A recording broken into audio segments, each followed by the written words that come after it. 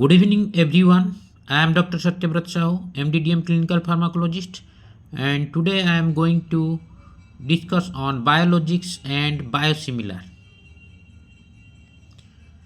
And what is biologic?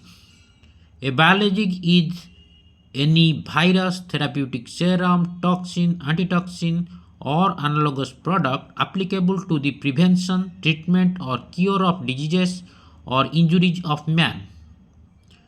It can be derived from living sources, cultured bacteria, yeast or cells, human or animal sources, and can also be therapeutic proteins.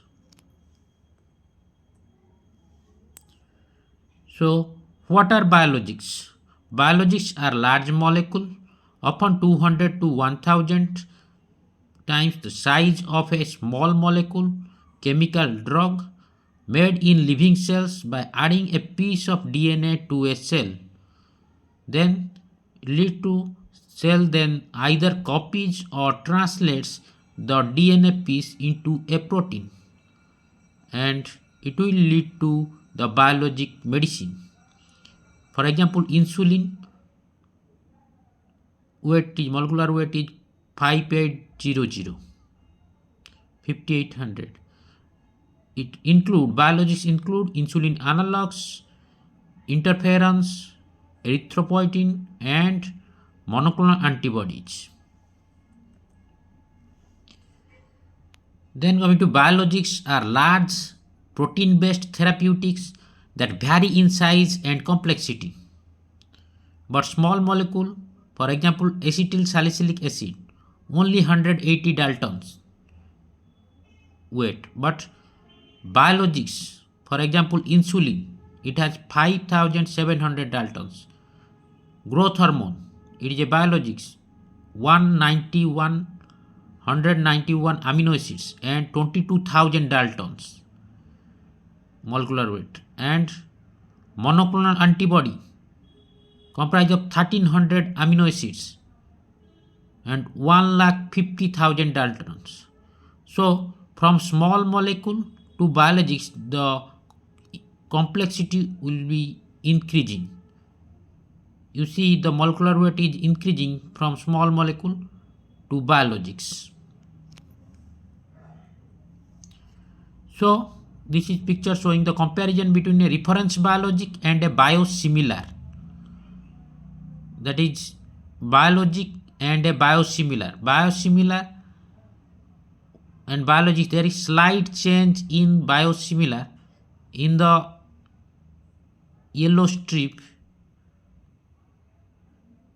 There is slight structural change in the yellow strip, and the organisms from which the biosimilar and reference drug are produced may not be identical, and the production process of the reference drug remains confidential even after the patent for the process expires. As a result, the biosimilar and the reference biologic are not exact duplicates.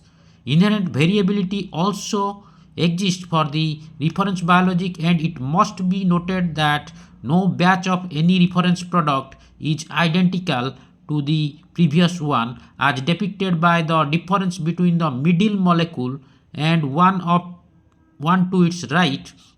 Note the different orientation of yellow lines in each molecule, which represent minor alterations in post-translational modifications that should not affect clinical efficacy.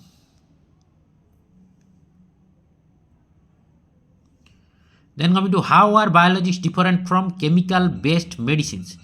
Comparison of small molecule drugs and biologic products. Small molecule drug, aspirin 21 atoms. Small biologic, human growth hormone 3000 atoms. Large biologic, monoclonal antibody 25,000 atoms. And the complexity increasing from the small molecule towards small biologic towards large biologics. How are biologics different from chemical based medicines? So biologic medicines are extremely large in size, complex structure, unstable, and high degree chemical structure variability. Administration route is parenteral, usually not oral. immunogenicity is increased potential of immunogenicity, but in case of small molecule, it is small in size, simple structure, stable, and low degree or known chemical structure variability. It can be administered topical, oral, or parenteral, and the small molecules has little chance potential of immunogenicity. So highly sensitive to temperature and pH, making them more difficult to characterize and produce on a large scale, is the characteristic of biologics. Coming to biosimilars and generics. Chemical product, aspirin chemical synthesis, branded chemical product, and generic. And biologics, for example insulin, different manufacturing processes may result in different products like originator biologic and biosimilar. Then coming to biosimilars and generics. Biosimilar medicines are not the same as generics. Originator small molecule medicine, then generics are developed from originator, and originator biologic medicine, then biosimilars are developed from the originator. Why biosimilars? Biologic therapeutics in multiple fields have revolutionized the treatment for autoimmune, autoinflammatory, and cancer. Biosimilars are expensive. Drugs for rheumatoid arthritis cost $50,000 per year. Costs have increased progressively. Cost of TNF inhibitor drugs have doubled since their introduction. Biosimilar TNF alpha inhibitor in Norway in 2014 led to nearly a 60% annual saving, and it estimates of cost saving more than $66 billion over the next decade, 4% of total biologics. It means biosimilars can decrease the cost burden. So, please answer me. So, are all biologics the same? Look at these two pictures. They are looking like same, but you cannot answer. They are looking like same, but actually they are not same. So biosimilars and biologics are not same. Of course not. So coming to defining biosimilar, Indian CDSCO definition, Central Drug Standard Control Organization definition, is that in India it is not called biosimilar, it is called similar biologic. A biological product oblique drug produced by genetic engineering techniques and claimed to be similar in terms of safety, efficacy, and quality to a reference biologic, which has been granted a marketing authorization in India by DCGI on the basis of a complete dossier and with a history of safe use in India. Outside of the country, India, it is called biosimilars, but in India it is called similar biologic. Coming to this table showing global variations in the regulatory approval process of biosimilars. Regulatory body EMA, European Medicine Agency, according to them, definition is biosimilar definition is a biological medicinal product that contains a version of the active substance of an already authorized product, reference medicinal product in the EEA. And FDA, according to FDA 2015B, biosimilars are a biological product that is highly similar to a US licensed reference product, notwithstanding minor differences in clinically inactive components, and for which there are no clinically meaningful differences between the biological product and the reference product in terms of safety, purity, and potency of the product. And according to WHO 2016, a biotherapeutic product biosimilar is a biotherapeutic product that is similar in terms of quality, safety, and efficacy to an already licensed reference product. This picture showing biologics like glargine have a unique manufacturing process. It is a very complex process. Insulin glargine manufacturing is a complex and multi-step process. Byproduct profile influenced by folding and cleavage. And first of all, isolation of cells, cell disruption by a homogenizer, isolation and purification, folding, enzyme cleavage, and pre-purification and concentration by adsorption, ion exchange chromatography, reverse phase chromatography, crystallization and lyophilization, blending, filling, typical operations for inclusion body processes, folding conditions influenced by product protein pattern, and cleavage enzyme specifically and selectively. Chromatography defines purity and fibrillation tendency. So this is a very complex process uh, of insulin glargine manufacture. Biologics like glargine have a unique manufacturing process. Choosing the DNA sequence, then differences in DNA sequence result in variations of the recombinant protein produced. Then cloning differences in the expression system can lead to variations in the level of recombinant protein expression and stability. Cultivation differences in growth conditions result in variations in the recombinant protein and byproducts. Protein production differences in the cell line can lead to variations in post-translational modification of the recombinant protein. Purification differences in the purification process result in variations in the final product, for example increased aggregate formation. Then formulation differences in formulation influence the final product. So the production of insulin glargine, biologics like glargine is very difficult and complex uh, process, and these are some thing. If anywhere it is problem, then the final product will be difficult to produced, and wrong product will be produced. Then manufacturing of insulin is a complex process. I have already told in the previous slide, and this is the complex process. Like this, the manufacture of recombinant human insulin requires highly sophisticated production and purification procedures, and interchangeability with innovator biopharmaceuticals is debatable now. And as this is a very complex process, you are seeing like this, the up and down procedures here, step up step down procedure, so it is a very difficult procedure. So coming to biosimilars are reverse engineered. From the reference product, biosimilar candidate will be developed by reverse engineering. That is, characterize reference product, identify the critical quality attributes of reference product, then develop unique cell line and manufacturing process, then characterize biosimilar candidate and identify the critical quality attributes, then evaluate similarity to reference product. So CQA means critical quality attribute. In this way, biosimilars are produced from reference product by reverse engineering.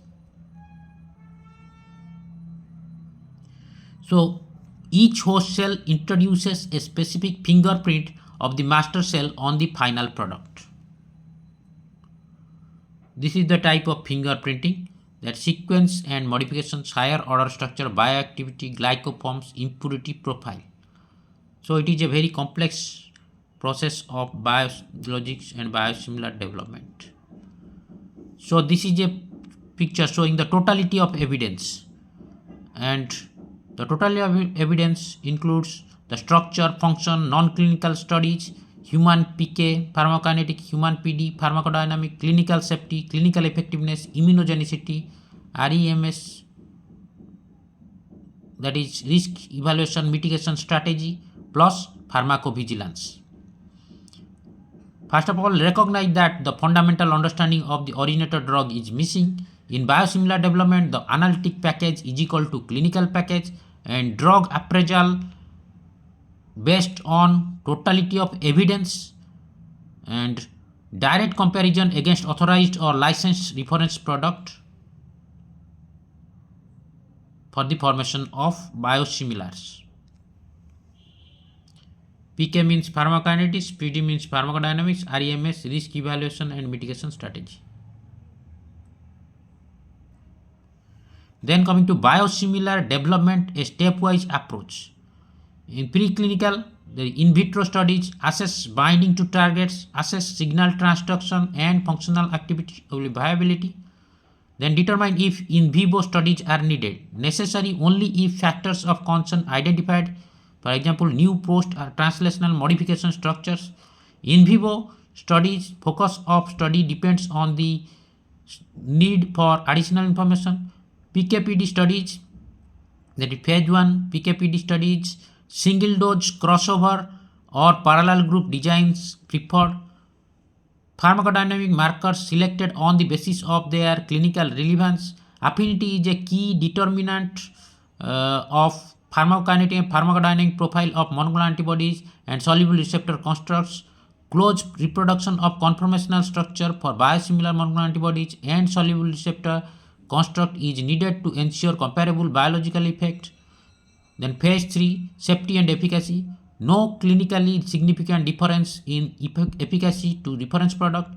Compare severity and frequency of adverse events, in particular for immunogenicity. These are the stepwise approach of biosimilar development. Then biosimilar pathway represents a paradigm shift from standard originator registration pathway. Biosimilar development program objective is to establish the biosimilarity based upon totality of evidence, not re-establish benefit. So originator pathway. In originator pathway, clinical studies, clinical pharmacology, and preclinical and analytical. But in case of biosimilar pathway, the analytical part is more than originator pathway, and after that the preclinical, then clinical pharmacology, PKPD, then clinical studies. But in case of original pathway, in originator pathway, the clinical studies is more important, and clinical pharmacology, then preclinical, then analytical is small part in originator pathway. But in biosimilar pathway, clinical study is less important, and clinical pharmacology, PKPD, then preclinical and analytical part is more important. So conducted in sensitive biosimilar pathway, conducted in sensitive patient population with sensitive endpoints and designed to detect a difference if there is one. Then coming to clinical impact of biosimilars. Biosimilars are lower cost and increase access to medications due to prescriber behavior change, and change our paradigm of considering study designs and relevant endpoints extrapolation. And it can cause dispensers and prescribers to consider substituting interchangeable products. And it requires providers to be aware of pharmacovigilance issues such as naming and immunogenicity concerns. Then immune response can influence efficacy and safety of a biologic. Immune response to biologics can alter efficacy, can compromise safety. In altered efficacy, modified loss of effect, cross reaction with endogenous protein, altered pharmacokinetics. In compromised safety, anaphylaxis can occur, hypersensitivity reaction can occur, and infusion reactions can occur when biologics or biosimilars given to a patient. Then recombinant protein production, sources of variation between manufacturers. And this is the picture showing the cloning and protein expression. It is a complex procedure. I will not go in detail into it. You read it from some articles or from anywhere else. Insulin potency affected by variations in the raw material source, production process, and equipment, and the presence of host-related bacteria, E. coli or yeast, Saccharomyces cerevisiae, P. pastoris, process related and product related impurities cause differences in pharmacokinetic and pharmacodynamic properties. So risk of formation of insulin neutralizing antibodies can be formed, and insulin resistance can occur if frequent switching of insulin preparation is done. So if frequent switching of insulin preparation is done, then risk of formation of insulin like neutralizing antibodies and insulin resistance can occur. So be cautious while using insulin. Switch over.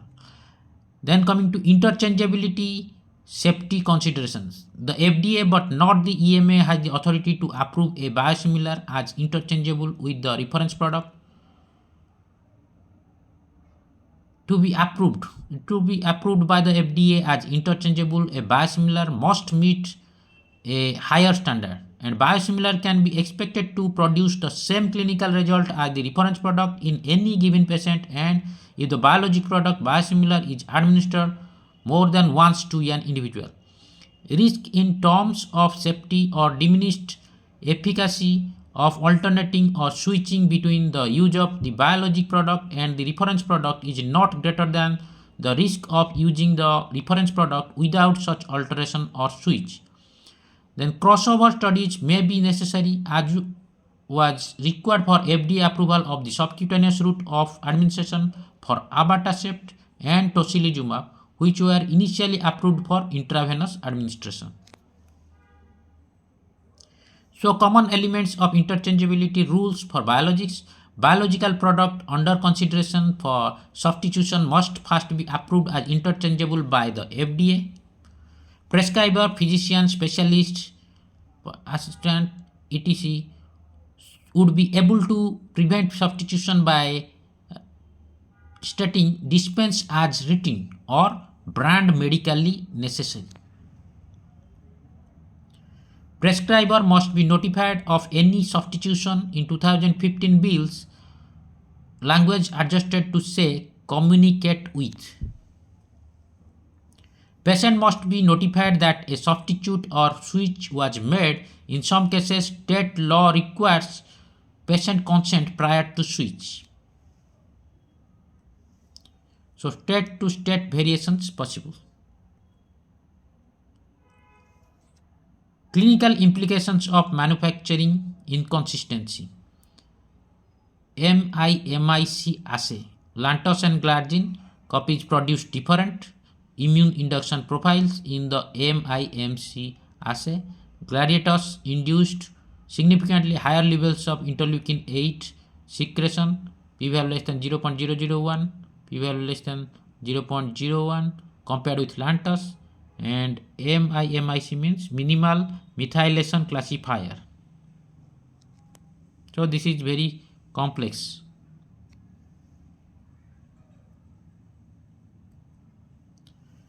So these are some examples of biosimilars approved for marketing in the United States by FDA, like Neupogen is the reference product, non-proprietary name is filgrastim, and biosimilar name is Jarxio, Sandoz, March 2015, and non-proprietary name of biosimilar is filgrastim, SNDZ and filgrastim AAFI, and Remicade the reference product, non-proprietary name infliximab, biosimilar is Inflectra, Renflexis, etc., and non-proprietary name infliximab DYYB, etc. Then reference product Enbrel, non-proprietary name etanercept, biosimilar RLG, etc., and non-proprietary name etanercept SZZS, etc. Then reference product Humira, non-proprietary name adalimumab, biosimilar is Amjevita, etc. And non-proprietary name is adalimumab, ADAZ, etc. So reference product is Avastin, non-proprietary name bevacizumab, biosimilar is Emvasi, non-proprietary name is bevacizumab, AWWB.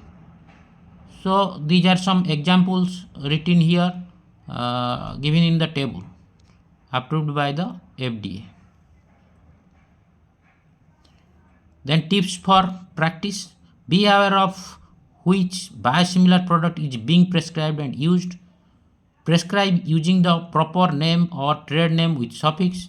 Contribute to local pharmacovigilance efforts, registries. Monitor long-term safety, that is pharmacovigilance. Encourage transparency in drug characterization. So key messages is that biologics are complex molecules prepared from living cells that undergo extensive testing prior to approval for treatment. Biosimilars, not exactly identical in structure and manufacturing to innovator. Biosimilars need to prove similarity at all stages of development: quality, efficacy, safety, and immunogenicity. So these are my references. You can go through these references and search more and more for gaining more knowledge and about biologics and biosimilars, and you can learn more from downloading the articles on biologics and biosimilars from different journal sites. So that's all for today. I hope you learn from this session a lot. Thank you very much. These lions are looking like same, but actually they are not same. Just like biosimilars are not same as biologics, and biosimilars can be different. All biosimilars are also not similar, but efficacy, safety are same, and effectiveness are same, but only slight structural difference is there in biosimilars and biologics. So thank you very much.